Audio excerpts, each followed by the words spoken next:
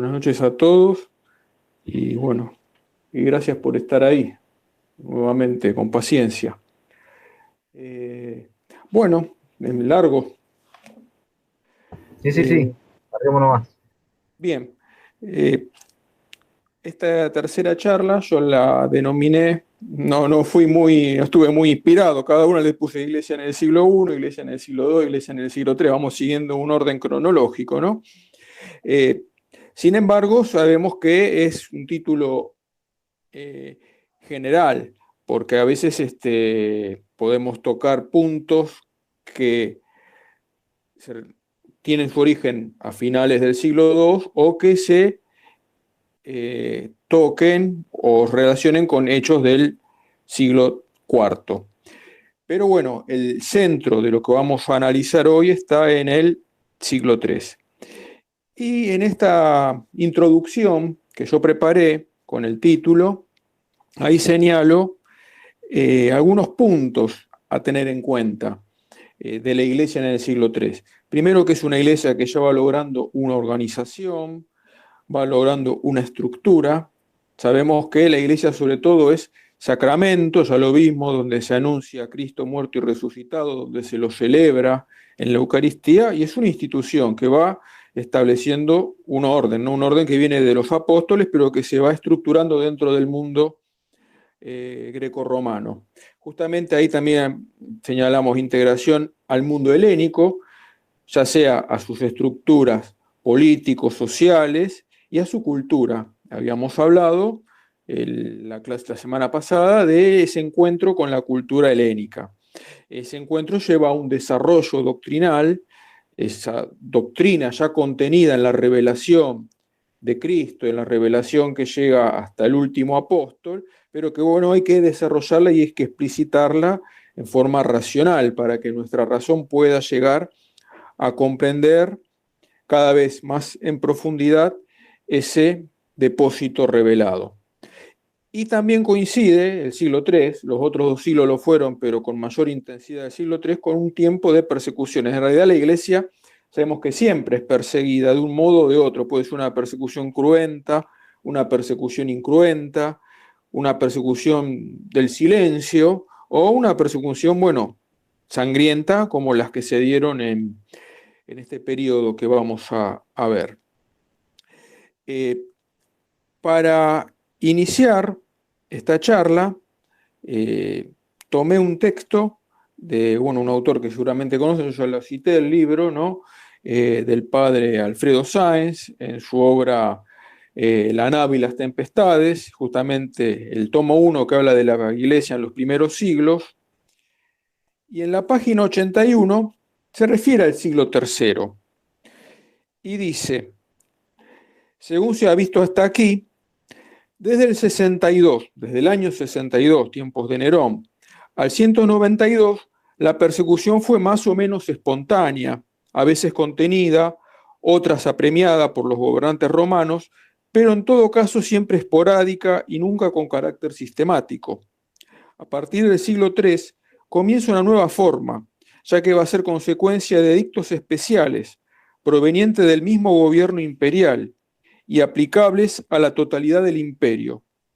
Los resultados de este segundo procedimiento, que caracterizó a 4 o 5 nuevas persecuciones, fueron indiscutiblemente mucho más sangrientos que los del primero. El año 193 subió al poder el emperador Septimio Severo, dando origen a la dinastía de los Severos.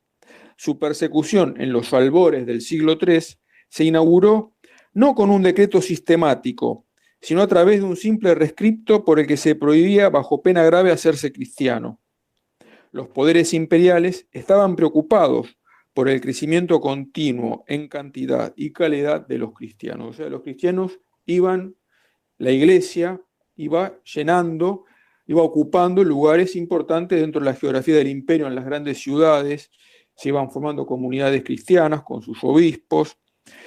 Los poderes imperiales estaban preocupados por el crecimiento continuo en cantidad y calidad de los cristianos. El Estado había tolerado la veneración de dioses populares. Era un Estado politeísta, Recordemos, ¿no?, que todos los dioses entraban dentro de, digamos, la estructura política romana. En la misma ciudad de Roma todavía hoy se conserva el famoso Panteón, aquel templo de mitad del siglo II, del tiempo del emperador Adriano, creo que era un templo donde se pretendía rendir culto a todos los dioses. Ese templo actualmente existe en Roma y bueno, hoy día es una iglesia cristiana, ¿no? El Estado había tolerado la veneración de dioses populares, pero solo para los individuos de las naciones vencidas. El cristianismo no podía ser incluido entre esas religiones. Sin embargo, no se apuntó contra la misma iglesia como institución, según habría de hacerse más tarde, sino solo contra los cristianos individuales, en las primeras persecuciones, ¿no? El edicto de Septimio Severo se aplicó con todo rigor en el Oriente, y uno de sus efectos más nocivos fue la supresión de la famosa escuela catequética de Alejandría. Ahora después voy a hablar del tema. Bien, aquí se inicia con Septimio Severo, pero sin embargo la persecución va a tener un momento culmen a mitad del siglo y sobre todo hacia finales del siglo. Ya vamos a indicar por qué. Nosotros habíamos estado hablando en las charlas anteriores cómo la Iglesia de Jesucristo se difunde en el mundo romano por obra de los apóstoles. Habíamos visto la figura de Pedro, de Pablo, de otros apóstoles, y que la generación siguiente es la que llamamos los padres apostólicos. Habíamos hecho referencia a San Ignacio de Antioquía, Clemente de Roma, Policarpo, luego los apologistas, San Justino, San Ireneo, y hoy vamos a hablar de otros personajes muy importantes en aquella iglesia de los inicios, que van a jugar un papel fundamental en la expansión y sobre todo en el desarrollo de la doctrina, que son dos figuras relacionadas con la ciudad de Alejandría y otros dos con la ciudad de Cartago. Si nosotros miramos el mapa, tenemos Alejandría en el norte de Egipto, es en el oriente del Imperio Romano, una ciudad muy activa, una ciudad muy importante a nivel cultural, una ciudad donde se confluían todas las culturas, y en el oeste tenemos la ciudad de Cartago, ¿no?, en el norte de África, la Numidia, ambas en el norte de África en realidad.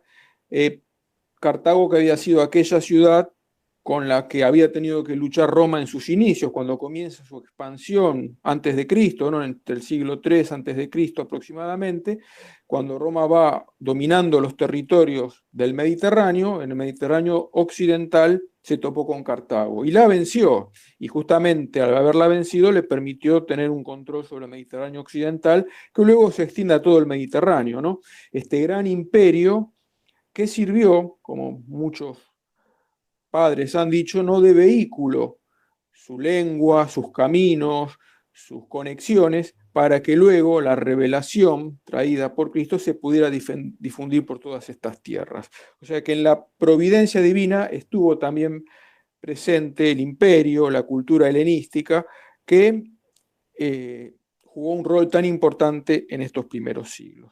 Y en esas ciudades de Alejandría y de Cartago sobresalen algunas figuras muy importantes, de fines del siglo II y que llegan hasta mediados del siglo III. Clemente de Alejandría y Orígenes, por un lado, Tertuliano y Cipriano, San Cipriano, por otro. Vamos a empezar por los que están relacionados a la ciudad de Alejandría.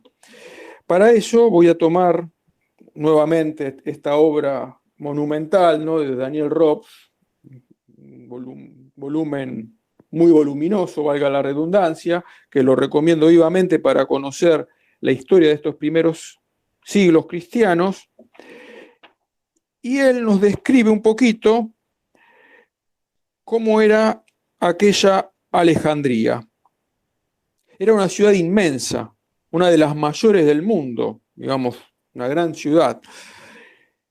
Esa aglomeración en constante crecimiento, con un gran urbanismo, esa cosmópolis, donde bullían en extraña espumas todas las ideas, todas las morales, todas las religiones. Aquí también está un tema importante, ¿no?, que ya señalamos la semana anterior. Es el encuentro con nuevas corrientes religiosas, las corrientes filosóficas sobre todo.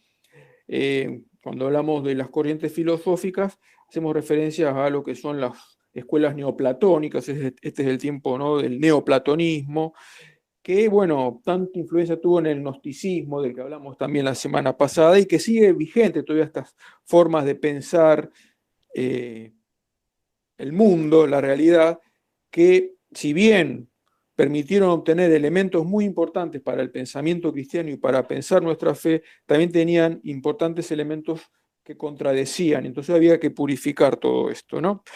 Y en todo ese mundo tan bullicioso, tan dinámico, ahí, bueno, surgen estas figuras de las que estamos hablando. La inteligencia gozaba allí de gran estima, disponía de incomparables instrumentos de trabajo, la biblioteca, el museo, el jardín zoológico, a los cuales no hubo un Ptolomeo ni un funcionario de Roma que no dejasen de otorgar cuidados y protección. Era un clima excitante para el espíritu, pero también una tierra de elección para todas las tentativas sincretistas. Ahí estaba el peligro, para todos los sistemas temerarios y para todas las herejías. Alejandría era entonces mucho más que la adormilada Atenas y más que Roma o que Antioquía, el cerebro del hemisferio occidental. O sea, intelectualmente el gran centro era Alejandría, en el norte de Egipto. Y ahí ubicamos estas figuras de Clemente y de Orígenes. Vamos a hablar un poquito de San Clemente de Alejandría, justamente este intelectual cristiano, este santo, tuvo que desarrollar su actividad filosófica, teológica, en la ciudad de Alejandría, dentro de este contexto que hemos estado señalando, y bueno, tuvo que enfrentar las herejías que iban surgiendo. Vemos que siempre más o menos se van planteando estos problemas, ¿no? El tema de la gnosis, el gnosticismo. Y San Clemente va a señalar que hay una gnosis buena y una gnosis mala. ¿Cuál es la gnosis buena?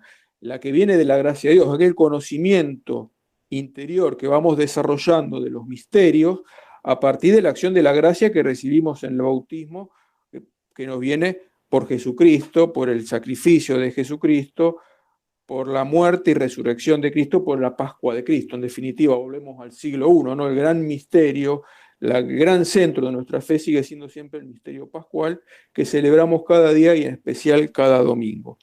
Pero bueno, había grupos gnósticos, como yo había señalado la semana anterior, que hacían hincapié en un conocimiento interior, en una iluminación interior que venía de la filosofía, y que la parte de los relatos bíblicos eran como historias contadas para gente que no podía tener acceso a ese nivel intelectual y espiritual, ¿no?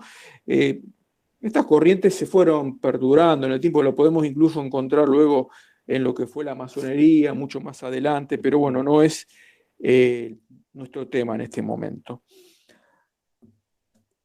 Yo la semana pasada había mencionado otra obra del padre Antonio Rollo Marín, Los grandes maestros de la vida espiritual, y dedica unas páginas a Clemente de Alejandría. Nos dice al respecto: Tito Flavio Clemente nació hacia el año 150, probablemente en Atenas. O sea, no era de Alejandría, era de Atenas, pero como recién leíamos en Daniel Robs, Atenas no era la Atenas del siglo V, la gran urbe del intelecto, sino que la gran urbe del intelecto era Alejandría. De padres paganos. Esto es importante. Muchos de estos autores, salvo Orígenes, vienen de familias paganas y luego se convierten. Es otro gran fenómeno que se da en la iglesia de estos siglos. Muchos cristianos son cristianos por conversión. Hay quienes vienen de familia cristiana. Orígenes, su padre fue mártir, ¿no? Leónidas. Pero otros se convierten en esa búsqueda justamente de la verdad, en esa... Fíjense, ¿no? Cómo Dios obra a veces en medio de lo que nosotros podemos considerar un mal, ¿no? Porque en medio de todas estas doctrinas, de todas estas filosofías, a veces tan torcidas, pero despertaban el interés, la búsqueda por encontrar la verdad, y en esa búsqueda se llegaba a quién es la verdad.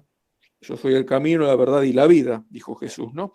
Bien, entonces en esa búsqueda habíamos visto cómo San Justino había llegado a Cristo, y pasa lo mismo con otros autores. En este caso hablamos de la conversión de Clemente. Se ignoran las circunstancias de su conversión, pero lo que conocemos de su carácter hace verosímil la hipótesis de que, a ejemplo de San Justino, fue atraído hacia el cristianismo por la elevación de su doctrina y la pureza de su moral. Dos puntos importantes que preocupaban a estos hombres de estos tiempos: el tema de la doctrina y el tema de la moral. Hay que hacer una salvedad.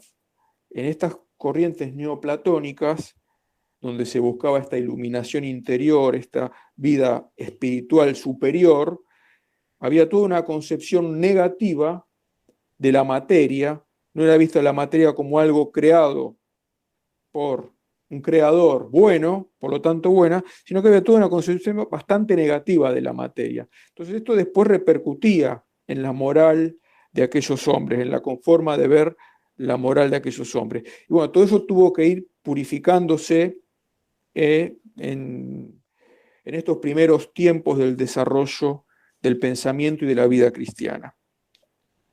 Deseoso de un conocimiento más profundo del cristianismo, Clemente emprendió una serie de viajes en busca de maestros. Después de haber visitado Italia, Siria y Palestina, llegó hacia el año 180 a Egipto y se quedó en Alejandría, al lado de quien fue un eminente maestro, San Panteno, gran organizador de la escuela de Alejandría, la famosa Didascalia, escuela catequética. O sea que allí en Alejandría estaba esta escuela catequética.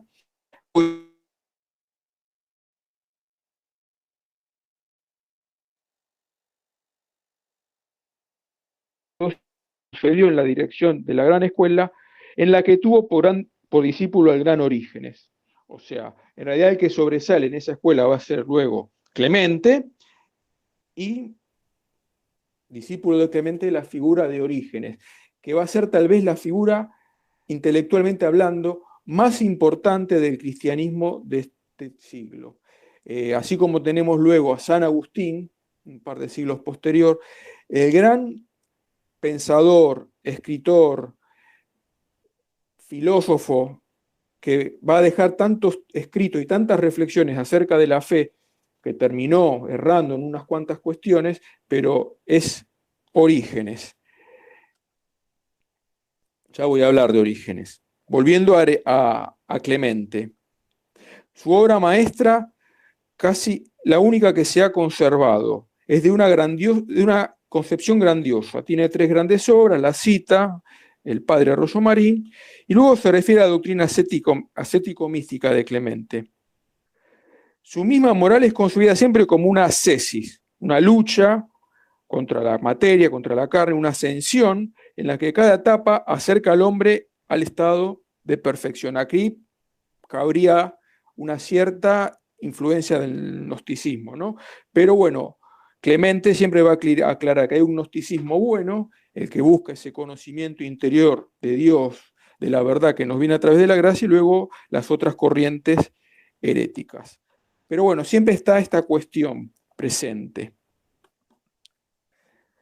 Decía que discípulo de Clemente fue Orígenes. Orígenes lo ubicamos entre los años 184 y 253. Tal vez la obra más monumental de los padres de la antigüedad. Ya decía que tuvo sus errores. toda esta influencia, todos estos pensamientos propios del helenismo de esos tiempos, influye, ¿no?, en estos autores. Por eso, por ejemplo, Orígenes no fue canonizado, sin embargo no podemos desconocer lo monumental de su obra. En cuanto, por ejemplo, a el estudio de las escrituras, a la interpretación de las escrituras, a toda una cosmología cristiana, donde, bueno, hubo algunos errores a los que yo ahora me voy a referir. Tengo, disculpen que sea por ir reiterativo y cite tanto, una obra de Jean Daniel Lowe, Orígenes, donde justamente es todo un libro dedicado a este autor, a este escritor antiguo, donde desarrolla en profundidad esto que yo les estoy dando simplemente como una presentación. Y dice, Orígenes representa, junto con San Agustín, la culminación del genio en el cristianismo antiguo. Puede decirse que en todos los órdenes señala un momento decisivo.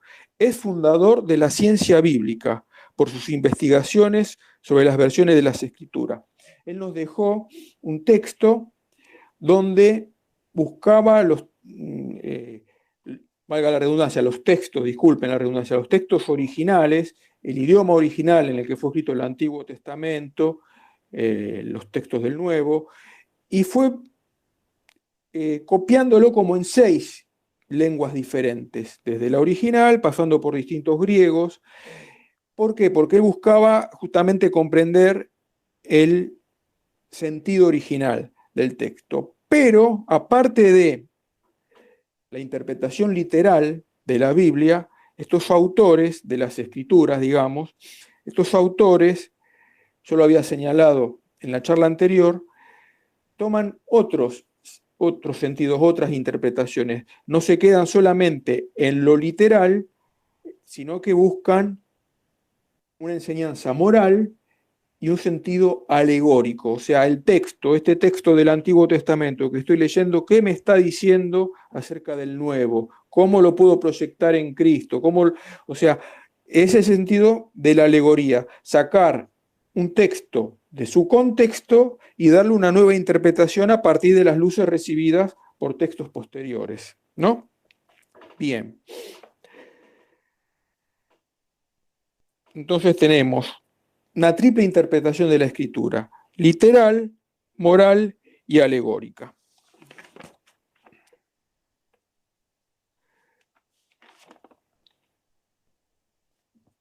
Siguiendo con Orígenes. Dice, hay un gran tema acá, ¿no? Yo señalaba el tema de la materia, bueno, el tema de la encarnación del verbo.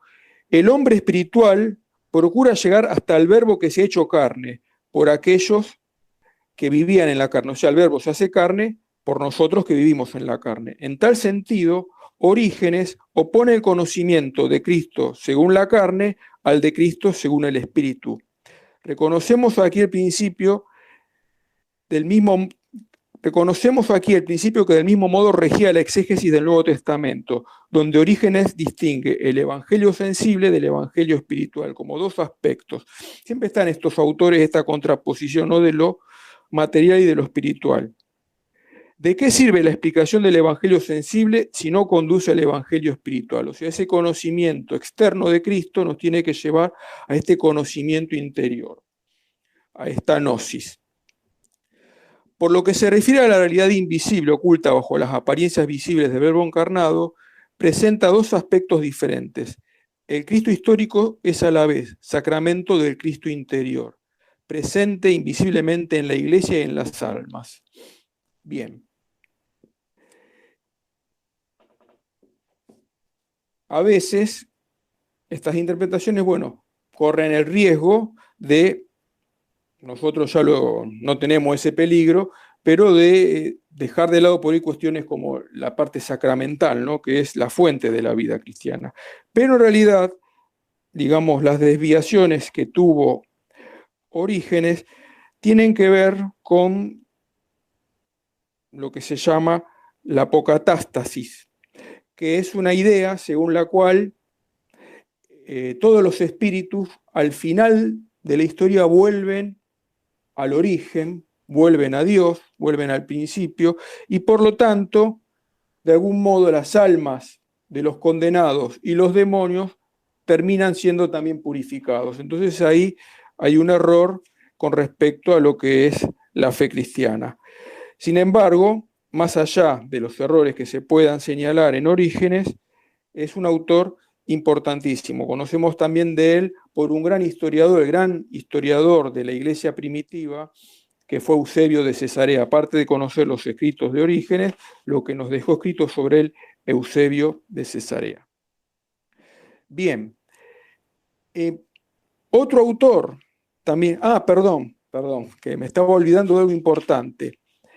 El Papa Benedicto, que yo lo he citado en otras ocasiones, se ha referido a todos estos autores, ha tenido catequesis sobre los grandes padres de la Iglesia y también sobre Orígenes, tiene 2 catequesis sobre Orígenes. Yo os traje un texto de Benedicto sobre Orígenes. Sobre todo, por este camino, este interés por la escritura, Orígenes llega a promover eficazmente la lectura cristiana del Antiguo Testamento, rebatiendo brillantemente las teorías de los herejes, sobre todo gnósticos y marcionistas. Si recuerdan, la semana pasada yo hice referencia a estos marcionistas que negaban el Antiguo Testamento, contraponían el Antiguo al Nuevo Testamento. Orígenes, con su interpretación alegórica, nos permite leer el Antiguo a la luz del Nuevo. Y de algún modo, en este interés por una lectura lenta, pausada, meditada de la Escritura, dice Benedicto que es el gran antecedente de eso que luego crearon los monjes, que es la Lectio Divina, ¿no? La Lectio Divina que no solamente nos permite un conocimiento racional, sino que es para una lectura que nos lleva al interior, a la reflexión, a la meditación, al conocimiento de Dios, ¿no? A un contacto con lo divino, con la palabra divina. En una carta recomienda: dedícate a la lectura de las divinas escrituras, dice Orígenes, aplícate a ellas con perseverancia, comprométete a la lectura con la intención de creer y de agradar a Dios. Si durante la lectio te encuentras ante una puerta cerrada, llama y te la abrirá el guardián. O sea, la lectura no siempre es fácil, pero bueno, en una lectura meditada, orante, nos permite sacar mucho jugo y mucho enriquecimiento para nuestra alma y para el crecimiento en la vida de la gracia. Por lo tanto, Benedicto, en esa catequesis sobre Orígenes, nos señalaba cómo de algún modo ese gran antecedente de esa gran práctica que luego pusieron y fueron desarrollando los monjes, que era la Lectio Divina. Y que, bueno, nutre de algún modo nuestra vida espiritual esa Lectio Divina. Otro autor ya de Cartago, ahora estamos con los autores de Cartago, son Tertuliano y Cipriano, San Cipriano. Tertuliano tampoco es santo, también terminó en algunas desviaciones, en algunas herejías, si bien hay algunos autores que dicen que al final de sus días terminó dentro de la iglesia, pero el que hayan tenido estas desviaciones doctrinales no nos quita toda la riqueza de su doctrina, ¿no? Por ejemplo, Tertuliano es el primero que usa el término Trinidad. Fíjense, un tema ya crucial a partir del siglo III, y lo vamos a ver, si bien vamos a llegar hasta ahí, en el siglo IV, el tema de la Trinidad. Yo hablé hasta ahora de cómo integrar la fe cristiana, la fe en Cristo muerto y resucitado, con la filosofía helénica, pero se va desarrollando un tema, va surgiendo un tema muy importante, que es cómo explicar este misterio. Habíamos señalado la semana pasada también el credo apostólico que se desarrolla en el siglo II a partir del sacramento del bautismo, en el nombre del Padre y del Hijo y del Espíritu Santo. ¿Cómo es que este Dios uno es trino? Había que buscar la terminología, había que buscar las definiciones que nos permitieran explicar este misterio que es el fundamento de nuestra fe, ¿no? El gran misterio que nos distingue de otras religiones monoteístas, que creemos que este Dios uno, como se reveló en el Antiguo Testamento, perdón, es trino, como nos ha mostrado Cristo en el Nuevo. Bien, entonces, por primera vez aparece el término así, Trinidad, en los escritos de Tertuliano. También Tertuliano, bueno, sufrió algunas desviaciones por parte de, yo decía, una herejía de la época, era el montanismo, un tal Montano que hubo en aquellos tiempos, hubo muchas herejías, y entonces las herejías siempre lo que sirven, lo que ayudan, entre comillas, a servir, ¿no? Porque el mal es mal, pero Dios permite el mal para sacar bienes. Entonces, a lo largo de la historia, la iglesia se fue purificando en medio de sus persecuciones o en medio de estas desviaciones doctrinales que iban surgiendo, porque había que ir puliendo la fe, puliendo la explicación, las definiciones de la fe. Bueno, este Montano cayó en un error que luego se va a ir repitiendo en otros momentos de la historia, ¿no?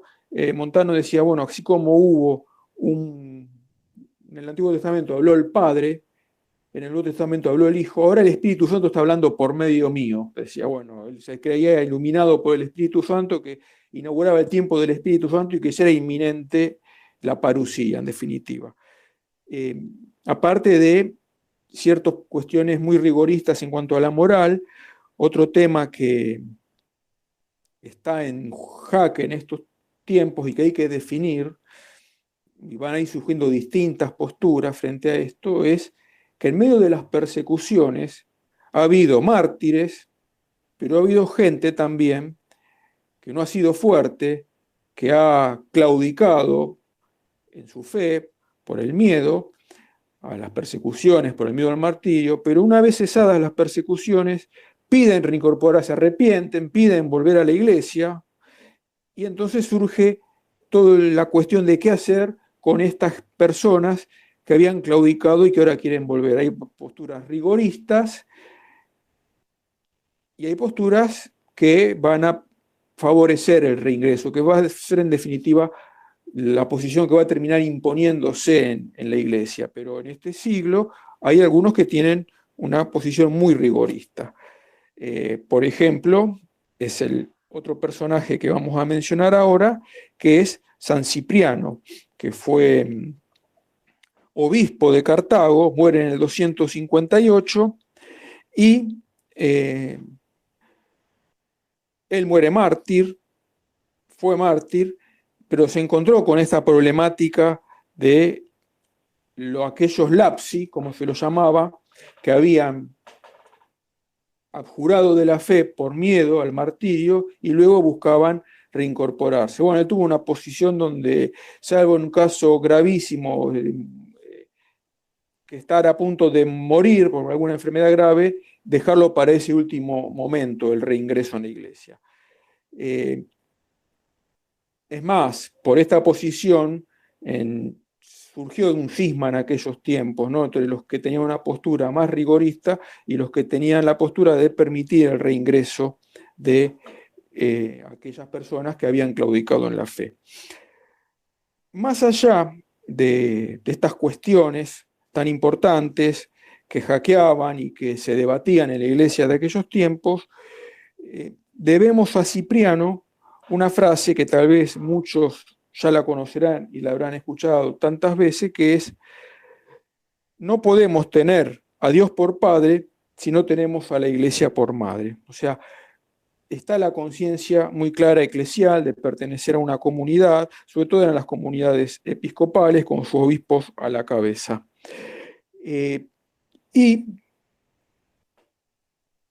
yo seleccioné, justamente se dio providencialmente el hecho que ayer, en la liturgia de las horas, en el oficio de lecturas, la segunda lectura, creo que fue ayer, era un texto de San Cipriano, justamente, creo que también. Y seleccioné un parrafito como para compartir un pensamiento espiritual de tan gran padre, ¿no? Para que, bueno, esta idea nos ayude también a nosotros espiritualmente. Dice San Cipriano: cuán grande es la benignidad del Señor, cuán abundante la riqueza de su condescendencia y de su bondad para con nosotros, pues ha querido que cuando nos ponemos en su presencia para orar, lo llamemos con el nombre de Padre. Fíjense que aparece el tema de la paternidad de Dios, desarrollo de la paternidad. Antes habíamos dicho, no puede tener a Dios por padre quien no tiene la iglesia por madre. Y desarrolla esta cuestión, ¿no? Seremos nosotros llamados hijos de Dios, a imitación de Cristo, porque Cristo es el Hijo, ¿no? Nosotros somos hijos participando de la filiación de Cristo. Si Cristo, su Hijo, no se hubiera llamado así, ninguno de nosotros se hubiera atrevido a pronunciar siquiera este nombre, jamás, ¿no? Bien.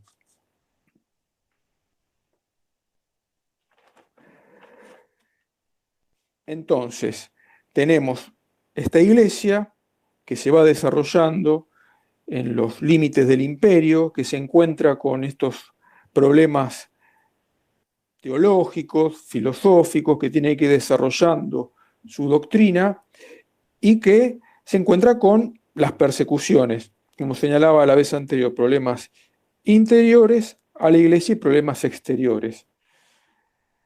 Voy a pasar a la diapositiva siguiente. No sé si se va a entender muy bien, pero bueno. Nos vamos a referir a el tema del imperio. El imperio en el siglo III pasó por una serie de crisis muy grandes. El imperio romano limitaba con otro imperio muy importante, el imperio persa, el imperio sasánida, y tuvo guerras fronterizas importantes. Eso exigía recursos, mantener un ejército pago, fortalecer los límites, y aparte del problema persa, la presión de los pueblos germanos en las fronteras en Europa, que también procuraban ingresar a los territorios imperiales con todos los beneficios que significaba estar en una ciudad como eran las ciudades romanas, civilizadas.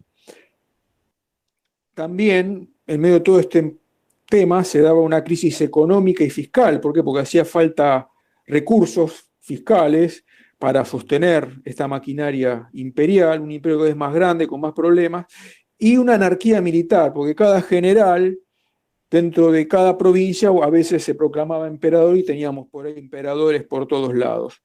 En el cuadrito que está al lado, que no se ve muy bien, está un poco desarrollado esto que yo les estoy diciendo. Pero lo más importante es que este imperio necesitaba recursos y necesitaba unidad. Empiezan, como había señalado en un momento, nuevos cultos, se trata de promover el culto al sol y en torno al sol a la figura del emperador para dar al emperador centralidad, se buscan recursos, ya la iglesia de este tiempo es una iglesia que ha crecido, que tiene fieles, que tiene bienes, que tiene una sólida organización, y también la persecución va por ese lado, por el tema de esa unidad religiosa para poder cohesionar el imperio y también esa posibilidad de encontrar recursos y de confiscar recursos. Son los tiempos, bueno, ya mencioné a los emperadores Septimio Severo y sobre todo a partir de mediados del siglo III, Decio y hacia finales Diocleciano.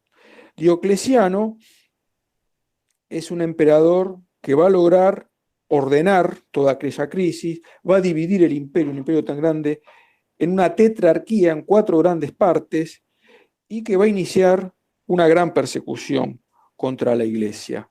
La gran persecución, digamos, que trajo tantos mártires. Ya Decio, ¿no? Y luego Diocleciano, hacia finales del siglo III y ya principios del siglo IV.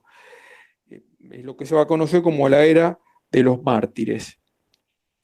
En este periodo de esta crisis, y donde van a darse el martirio de figuras tan relevantes en aquellos primeros tiempos del cristianismo, no podemos dejar de hacer mención de algunos aspectos de aquella primera iglesia. Bueno, a ver si la puedo ampliar la diapositiva. Ahí está. Lo que ustedes ven en la imagen es una de las catacumbas. ¿Qué es una catacumba? En definitiva, la catacumba no era más que un cementerio donde los cristianos enterraban a sus difuntos, donde rendían culto a sus difuntos, siempre con la esperanza en la resurrección, esta fe tan fuerte, ya que desde tiempo, desde el origen mismo del cristianismo se enseña, ¿no? El tema de Cristo muerto y resucitado. Si Cristo resucitó, todos resucitaremos. Recuerden aquella predicación de San Pablo en el Areópago que escandalizó a los atenienses, pero que alguno que otro prestó atención, se interesó y se convirtió como Dionisio Areopagita. Pero bueno, no tuvo mucho éxito en aquel mundo cuando Pablo predicó la resurrección. Pero los cristianos esperaban esa resurrección. Ahí enterraban a sus muertos, rendían culto y en estos tiempos de persecución también solían refugiarse. Se va desarrollando también lo que es el catecumenado. ¿Por qué el catecumenado? Habíamos indicado que estos nuevos cristianos, muchos de ellos eran conversos y por lo tanto para poder formar parte de la comunidad había que ir preparando, había que ir formando, había que ir moldeando aquellas almas, aquellas mentes a las verdades divinas. Piensen que había tantas confusiones, tantas doctrinas dando vueltas, había que ir formarlos sólidamente antes de que puedan integrarse plenamente a la iglesia en el bautismo. Y por supuesto se va dando todo el desarrollo de la organización y de la doctrina, como ya dijimos anteriormente. La iglesia se integra en el imperio, muchas de las realidades eclesiales fueron, en el aspecto externo, fueron tomadas del aspecto jurídico del imperio. Es más, la dignidad de los obispos, que se distinguen con el color púrpura, era en realidad el color que distinguía a los senadores romanos. La lengua, el griego, en el oriente del imperio, luego también se va a desarrollar el latín. El derecho romano va a ayudar a estructurar la iglesia y por lo tanto no podemos comprender la iglesia cristiana, que viene de Jesucristo, que viene de los apóstoles, pero sin toda esta herencia cultural greco-romana. Así como por Israel nos vino la antigua alianza, nos llegó Cristo, su naturaleza humana, por el mundo helénico y romano, bueno, nos vino toda una civilización que fue la que luego se convirtió. Y toda esta persecución del siglo III, en medio de un mundo que está cambiando, que necesita modificarse, es como la gran preparación para que ese mundo se termine cristianizando y que aquel viejo imperio se renueve totalmente y pase a ser el imperio romano cristiano a partir de los tiempos de Constantino y de Teodosio, a quienes nos vamos a referir después, en la próxima charla. Bien. A ver, acá tenía un texto para leerles.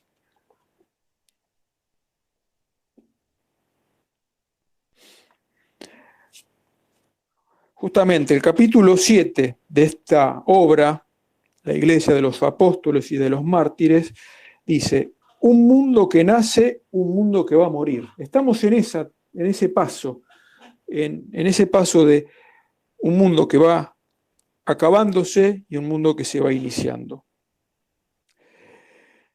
El fin de la dinastía antonina señaló en 192, final del siglo II, una fecha capital, tanto para la Iglesia cristiana como para el Imperio romano.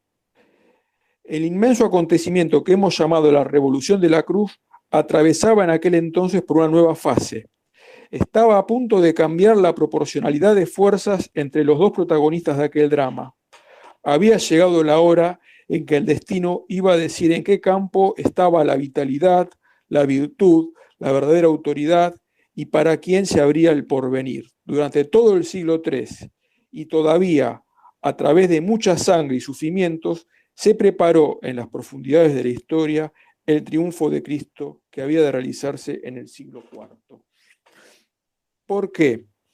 Porque lo que iba a dar lugar, esta sangre de cristianos, es no solamente el desarrollo de comunidades cristianas aisladas, sino el desarrollo de una civilización cristiana, de lo que luego vamos a llamar la cristiandad.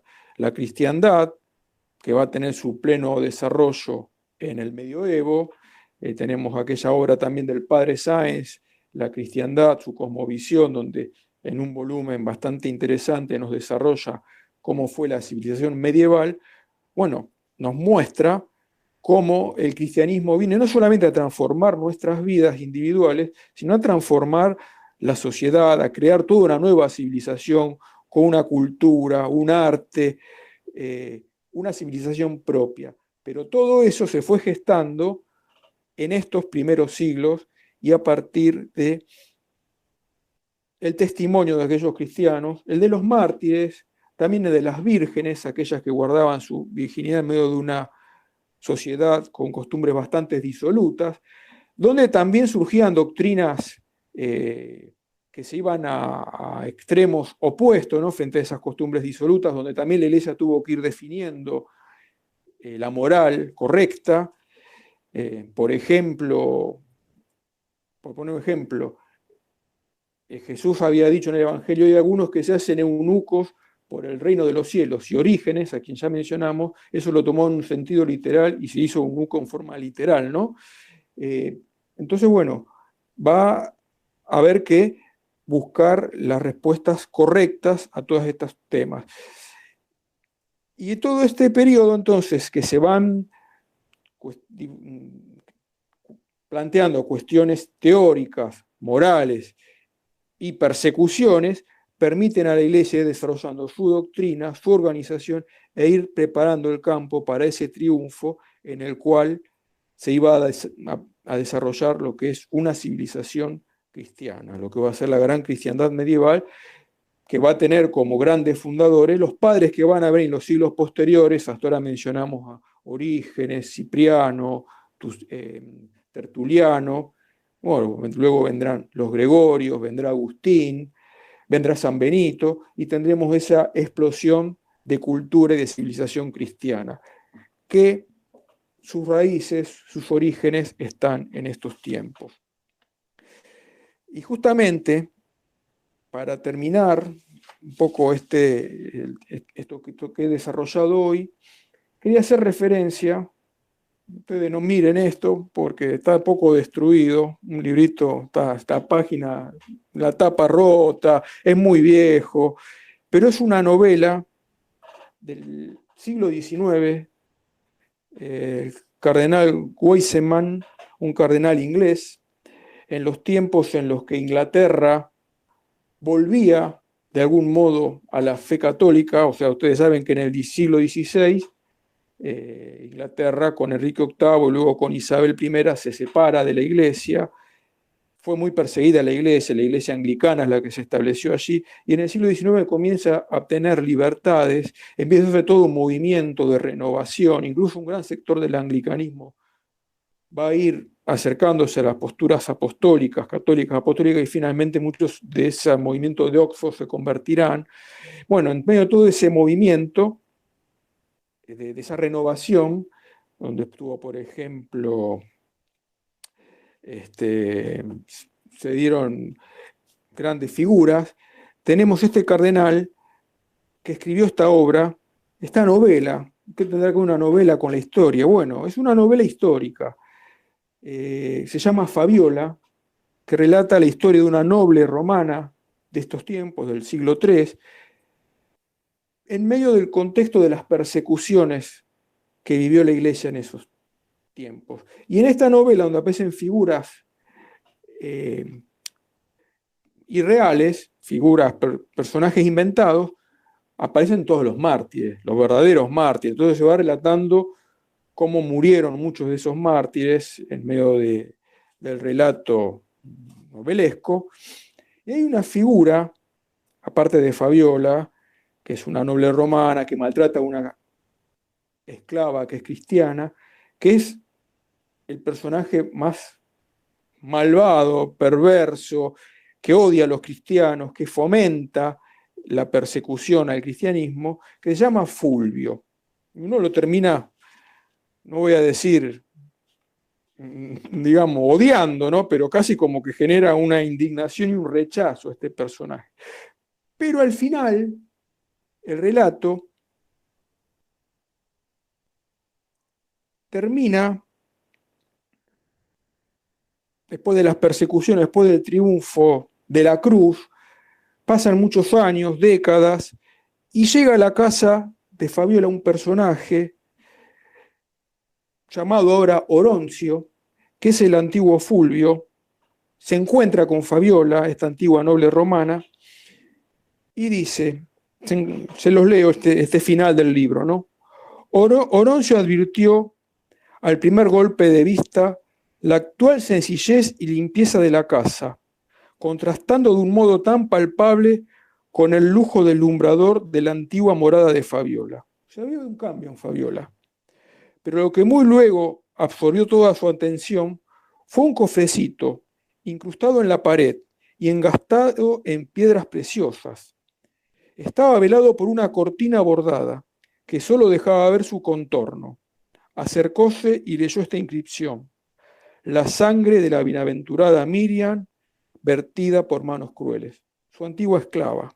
Ella conservaba ese pañuelo con la sangre de la mártir. Oroncio palideció primero, después se puso encendido, pudiendo sostenerse difícilmente en pie.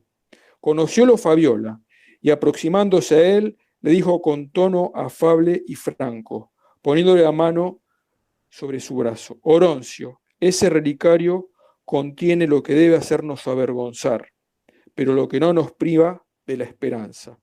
Y diciendo así, descorrió la cortina. Entonces Oroncio pudo ver tras ella y sobre una fuente de cristal el pañuelo bordado que tan íntima relación tenía con su historia. Sobre él aparecían dos cortantes instrumentos, cuyas puntas estaban teñidas en sangre. En uno de ellos reconoció su propia daga. En el otro creyó ver uno de esos instrumentos de venganza femenina con que las altivas señoras romanas castigaban a sus esclavos. Y dijo Fabiola: ambos hemos herido y derramado la sangre de aquella a quien veneramos ahora como hermana en el cielo. Por lo que hace a mí, desde el día que cometí tan indigna acción y tuve ocasión de admirar una prueba tan patente de su virtud, penetró en mi alma la divina gracia. Y vos, Oroncio, ¿qué decís? Y contesta que desde el instante en que la maltraté tan cruelmente y la vi desplegar tan sublime heroísmo cristiano, comencé a sentir sobre mí la mano de Dios que me guiaba al arrepentimiento y al perdón. Entonces, esta historia termina con que el personaje más deleznable fue convertido y después hizo penitencia. Nos hace acordar a otros conversos, San Pablo, ¿no? O me viene a la mente el asesino de Santa María Goretti, que la sangre de ese mártir, de esos mártires derramados por sus propias manos, terminó llevando a la conversión de esta mujer que maltrataba a aquella esclava porque se creía mucho más que ella, pero que aprendió de su ejemplo cristiano, y de este asesino, perseguidor y asesino de cristianos que terminó convirtiéndose. Entonces, por eso cerraba esta charla con esa frase de Tertuliano, a la que he hecho varias veces referencia, y que hoy viene más bien que nunca porque hablamos de Tertuliano, y que es que la sangre de los mártires fue semilla de cristianos. Y no solamente semillas de cristianos, sino de toda una civilización cristiana, de una cultura cristiana que se fue desarrollando en los siglos posteriores.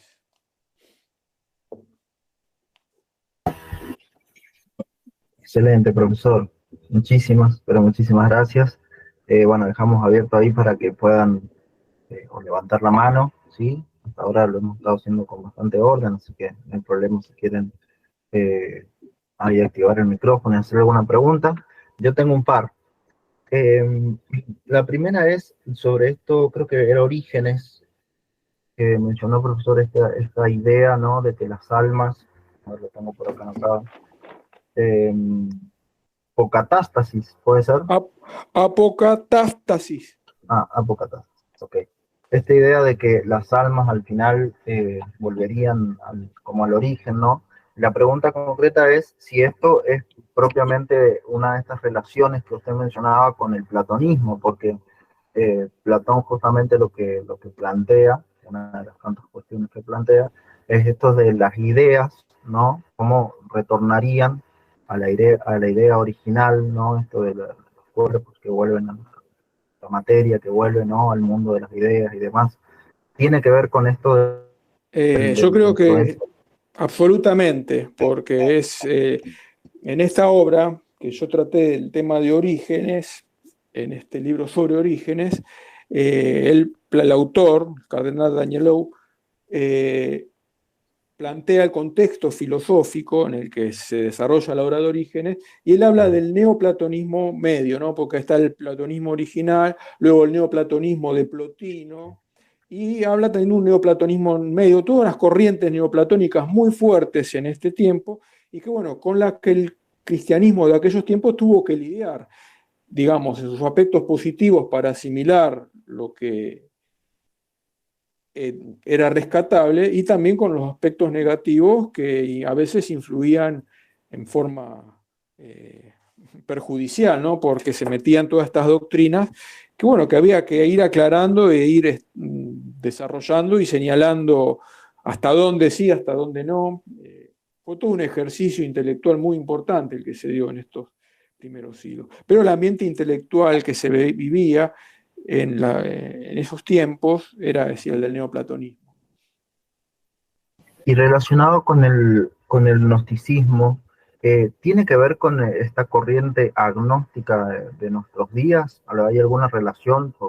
O sea, en realidad, tiene el mismo raíz etimológica, pero en realidad el gnosticismo sería lo contrario del agnosticismo. La A sería negación del conocimiento. O sea, el agnóstico es aquel que cree que no podemos llegar a un conocimiento. Estos gnósticos buscaban llegar a un conocimiento y creían que podían llegar a un conocimiento superior, pero que no era el conocimiento que nos viene de la fe, que nos viene de la revelación, que nos viene de Cristo, sino que era una iluminación que ellos iban a recibir por sus propios esfuerzos ascéticos y por su búsqueda de la filosofía, de la verdad, en un plano, ¿no?, donde ellos se sentían que estaban allá en otra dimensión bastante superior al del común de los mortales. Que a veces pasa, ¿no?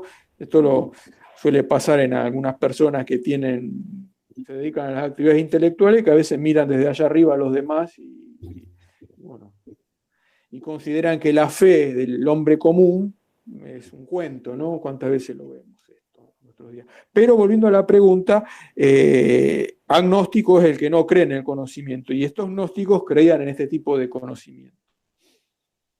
Perfecto. No sé José, si... Ahí está. perdón, disculpe, buenas noches. Quería que me quedó ahí medio colgado. Eh, lo mismo que preguntaban recién sobre la apocatástasis. El error estaba, o sea, ellos creían que la condena era transitoria o directamente no existía un infierno, nadie iba al infierno. ¿Cómo? No, era transitoria, o sea, al final todos se salvaban. En definitiva, al En final algún todos. punto volvían, claro. Claro, Listo, era eso, gracias. no, por favor. Profe, ahí con el tema de las catacumbas, porque por ahí escuchamos, no sé, esto de volver a tiempos de las catacumbas o de vivir como los cristianos, etcétera. Pero los cristianos no vivían en las catacumbas. O sea, No, sí, era como un lugar donde se celebraba el culto en algunas situaciones en particular, ¿no? claro, o sea, en definitiva eran cementerios, cementerios subterráneos, donde enterraban a sus muertos, en espera, ¿no? Siempre es la esperanza cristiana, espera la resurrección. Se le rendía algún culto a los muertos, pero sobre todo, bueno, momentos de persecución se celebraba el culto ahí. en ciertas circunstancias, pero no es que era el ámbito ordinario donde vivían los cristianos. Pero bueno, por ahí en momentos de persecución, un lugar donde poder refugiarse. Y por eso hoy día se toma como figura, bueno, volver al tiempo de las catacumbas, ante ciertas situaciones que uno vive en la actualidad, ¿no? Pero bueno, son como imágenes, alegorías. Javier, una pregunta. Vos, por ello entendí mal, ¿no? Pero bueno, el Padre Nuestro nos enseña a Jesús, obviamente, antes de su crucifixión. Y por lo que yo entendí, como que recién los cristianos empezaron a dirigirse como Padre a Dios, recién en la época de Tertuliano. No. O sea, como padre, digamos, la gran revelación de Cristo es que nosotros somos hijos de Dios. Eso está allá en el Nuevo Testamento, está en las palabras de Jesús, es clarísimo eso. Lo que yo leí es un texto de San Cipriano donde reflexiona y medita sobre el Padre Nuestro, así como lo podríamos hacer nosotros hoy, pero no quiere decir que él haya desarrollado el tema de que somos hijos de Dios, ¿no? Ya está en San Pablo, o sea, está en Jesús. Y después en las cartas de San Pablo también dice, el Espíritu hace exclamar en nosotros Abba, Padre, ¿no? O sea que eso es el gran, digamos, la gran revelación del cristianismo, que Dios es Padre, y Dios es nuestro Padre a través del bautismo y haciéndonos participar de la filiación en Cristo. Lo que se va a ir desarrollando en estos siglos, sí, es el tema de la Trinidad, cómo Cristo es Hijo, cómo se da la unidad entre el Padre, el Hijo y el Espíritu Santo. Bueno, eso es un tema complejo que hay que ir desarrollando, que está en la semilla de la revelación, pero que no está explicado al día siguiente. Sí, perfecto. No, había entendido como que había demorado mucho No.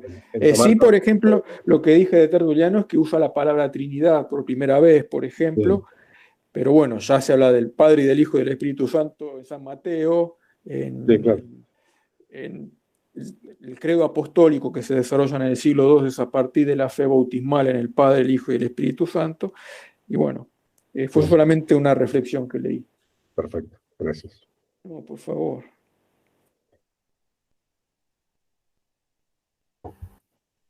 Bueno, si no hay más preguntas, vamos a ir a la oración final. Bien,